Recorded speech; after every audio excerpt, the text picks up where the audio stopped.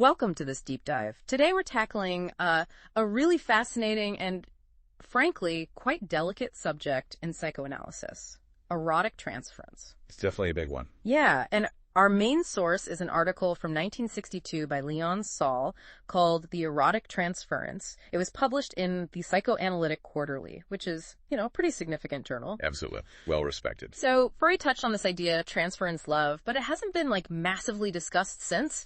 And apparently, even experienced analysts can find it tricky. It can be, yes. Very tricky. So our mission today is really to unpack it for you, offer some useful ways to think about it.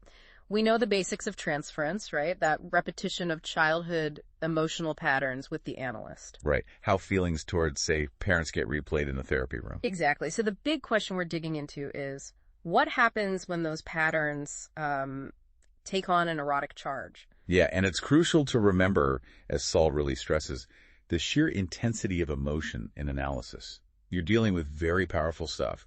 Freud had that analogy, didn't he? About the analyst needing to be like X-rays. He did, needing this incredibly fine balance. Okay, let's talk about that balance. Freud mentions sympathetic identification you have to connect. Of course, to understand. But also maintain complete objectivity. It really does sound like walking a tightrope. It absolutely can feel like that. And usually, the way a patient presents what they show, what they hide, their insights, their defenses, it sort of helps the analyst keep their own balance. Okay. But Saul points out, when you get these really intense transference feelings, maybe strong hostility or what he calls excessive demands, well, that's when things can get difficult. How so? They can trigger what's called countertransference in the analyst. Right, countertransference. Maybe quickly explain that for everyone. Sure. So countertransference is essentially the analyst's own unconscious emotional reaction to the patient, and specifically to the patient's transference. It's the analyst's feelings getting stirred up by what the patient is bringing. Got it. So these extreme feelings from the patient can make the analyst react in a less measured way. Exactly. It's only human, isn't it? Yeah. If someone's directing intense anger or, intense desire your way, it's hard not to feel something in response. Makes sense. Now, Saul then shifts perspective a bit. He looks at erotic transference not just as attraction, but maybe as a sign of deeper unmet needs. He uses this really interesting example of a young woman. Yeah, this is fascinating. He describes this woman where sexuality basically became her main way of expressing things, her receptive desires, that longing for care, and also her active impulses, needing to feel alive. Instead of getting headaches or overeating like maybe someone else would. Precisely. For her, heterosexuality was the main channel for all these inner pressures. And her background sounds key. Emotionally distant parents. Leading to this deep, unconscious resentment. But she repressed it, right? Because she was afraid of even more coldness. So that unmet need for love, plus the hidden anger, it all came out through, relationships with older men, these dead-end sexual affairs, as Saul calls them. Exactly. So what looks like straightforward sexual desire might actually be covering up this huge emotional hunger. Sex becomes the way she tries to get something comfort, release, expression. Right. So when someone like that starts analysis... It's almost predictable, isn't it? These intense feelings, the hostility and the longing, the libidinal stuff, it all gets aimed at the analyst. Manifesting as demands for love, for sex. Sometimes explicitly, sometimes more subtly, yeah. Which brings us to Ferenczi. This is, a somewhat controversial bit of psychoanalytic history, isn't it? It is. Saul mentions Ferenczi's experiment late in his career where he considered acting like a kind of nurturing mother figure, trying to give affection to a patient who'd been very deprived as a child.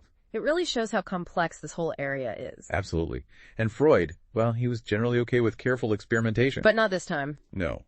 He saw the potential problems, the folly, as Saul puts it, and pointed it out gently. But crucially, Freud didn't publish his reasons, the psychodynamic reasons, for disapproving. Ah, okay. And that's where Saul comes in. Exactly. Saul lays out 4 key reasons why trying to gratify that erotic transference is generally seen as a major misstep in analysis. Okay, let's get into those. Reason number 1, avoiding a blind alley. What's that about? Well, Saul argues that if a patient has this intense craving for sexual love or dependent love, within the analysis, it's usually a big sign they can't get it in their real life. Because of some internal block. Yeah. Like inhibition or maybe masochism. Right. So the key thing for you, the listener, to grasp here is that trying to get those needs met in therapy is basically a dead end. The real work is about finding satisfaction outside. The analyst's job isn't to be the source of gratification. Precisely. It's about helping the patient figure out and take down those internal walls so they can find real connection and satisfaction in their actual life, in their real relationships. Okay. So what about the idea of, just showing love directly? Couldn't that crash through the blocks? Saul addresses that. He says, look, experience and theory just don't back that up. Mm-hmm. Think about patients with early deprivation. They often develop these really intense, frustrated feelings toward even a warm therapist. Like repeating the pattern with the unavailable parent. Exactly. Yeah. And if you just try to gratify those feelings without analyzing them, it can backfire. Mm-hmm. Make the frustration worse, stir up anger, guilt.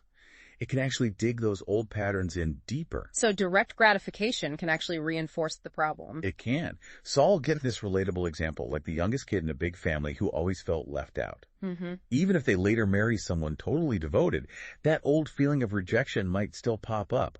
They might unconsciously recreate that dynamic. It shows how real-life love, just like a therapist's warmth, can't just magically fix those deep internal patterns rooted in childhood needs. That makes sense. It links right into a second reason, doesn't it? The incestuous nature of transference. It does. He reminds us that transference is a replay of those early caregiver relationships, especially the difficult bits. And the whole point of analysis, as Freud saw it, is using that replay for after education, right? To fix the effects of parental blunders. So the erotic feelings aren't really adult attraction. Not in their core, no. It's more like an echo of early needs, often distorted. On an unconscious level, it's the child self inside the adult patient. The part of them still longing for that good parent. Exactly. And what that inner child needs is security, acceptance, well-being. Not raw sexual expression from a parental figure. Any sexual gesture from the analyst feels wrong, like an inappropriate parental act to that inner child. It could even echo actual harm if the parents were seductive or abusive. Potentially, yes. The analyst is treating the small child who lives on, as Saul puts it. That child's needs are fundamental parental love equals survival, essentially. So even if the adult part feels desire, the child part feels threatened. It can be very threatening, yes. He acknowledges that adult love patterns do follow childhood ones to some extent. But healthy relationships need enough different exogamy to not be incestuous. He even mentions how we unconsciously pick partners who might reflect some of those old patterns, right? Briefly, yes. For better or worse sometimes. Okay, so reasons 1 and 2 are about avoiding the therapeutic dead end and recognizing the infantile, sort of incestuous quality. What's reason number 3? Reason 3 is about intensification. Basically, any unsublimated expression, any acting on those erotic feelings within therapy, it just makes the patient more intensely tangled up in the transference itself. It strengthens the very thing you're trying to understand. Exactly, which has negative consequences. Like what? Well, 2 main things. It pulls the patient's energy away from finding satisfaction in their real life where it belongs. Right. And second, it makes the job of actually analyzing the transference, which is already really complex, even harder, maybe impossible. It just muddies the waters further. Precisely. It thickens the emotional fog. If you act it out, it's much harder to see the underlying patterns driving it. Analyzing the transference is maybe the most powerful tool for change, and this makes it so much more difficult. Okay. And the 4th reason. This one sounded a bit surprising initially, hidden hostility and guilt. Yeah, this is a really important point. It ties into Freud's later thinking, where he saw hostility as a major cause of guilt, almost on par with Eros, with love. So even if the patient is expressing love or desire, Saul warns, don't doubt that underneath, maybe buried deep, there's also significant hostility and guilt that goes with it. why hostility? Because of the chronic frustration of those deep dependency needs. That naturally breeds anger in the child's self. And that anger leads to guilt, maybe even masochism. It's a pattern usually starting way back in childhood, now being replayed with the analyst. So the frustration leads to anger, which leads to guilt. That's the dynamic he's describing. But, and this is important, Saul clarifies that acknowledging the hidden hostility doesn't mean the positive feelings aren't real. They can coexist. Absolutely. Our inner worlds are complex, often contradictory. Both can be true, even if one is much less obvious. And Saul has a word of caution for the analyst here, right, about appearances being deceptive. He does. He uses these powerful images like Lorelei or Delilah figures who look alluring but hide something destructive. Don't be fooled by the surface presentation. Exactly. Even when the arrow seems really strong and obvious, he argues that hostility stemming from dependence, feeling weak, the frustrations of the analytic situation itself is almost always the crucial middle link. The thing that leads to symptoms, through that fight-flight reaction. That's his argument. And analyzing that, hitting hostility at its source is key. That's what can lessen the guilt and masochism and ultimately free the patient to find real love and satisfaction in life. Whereas failing to analyze it, or worse, trying to experiment with the arrows, Can be really destabilizing, even traumatic for the patient. He ends that section with something quite poignant, doesn't he?